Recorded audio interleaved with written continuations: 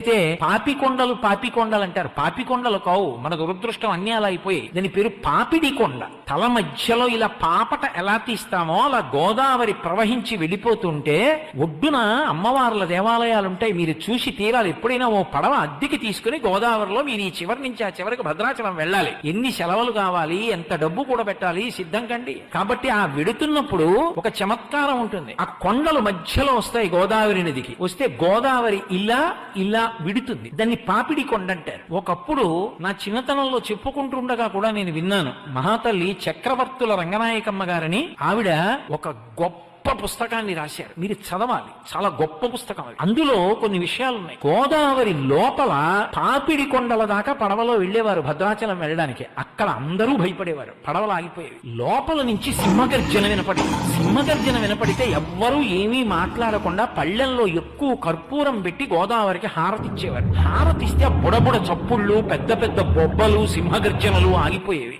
ఆగిపోతే ఆ పక్క నుంచి పడవ భద్రాచలం వెళ్ళేది. ఏంటి ఎందుకు వస్తుంది ఇలా?